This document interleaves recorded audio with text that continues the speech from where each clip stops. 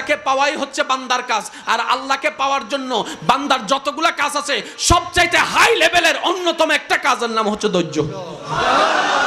তো ধৈর্য দিলে তো আরো আপনাকে কাছে টেনে নিবে, ইতে তো ফেটরার।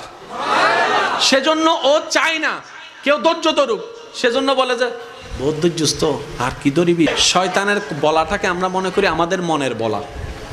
এটা আসলে বুঝতে হবে কোনটা আমাদের মনের বলা, কোনটা শয়তানের বলা। এবার আপনি শয়তানের কথাটা শুনে ছোট ভাইরে দইলা কলার সাই দইলা মাইরা দিয়েছেন, নাক একটা ফাটাই দিয়েছেন। কার কথা শুনে? জোরে বলতে হবে, কার কথা শুনে? তাহলে দোষীকে শয়তান, দোষীকে। এবার যখন আপনার হাটাজারির পুলিশ আসলো, পুলিশ এসে যখন আপনাকে গ্রেফতার করতে চাচ্ছে, আপনি বলবেন যে স্যার আমার কোনো দোষ নাই, উইতের দোষ। কার? শয়তান হব না কি জিরে? আমি কি বুঝাতে পারছি? ঠিক একই ক্যারেক্টারটা শয়তান হাসরের ময়দানেও করবে। আমরা যখন বলবো আল্লাহ নামাজ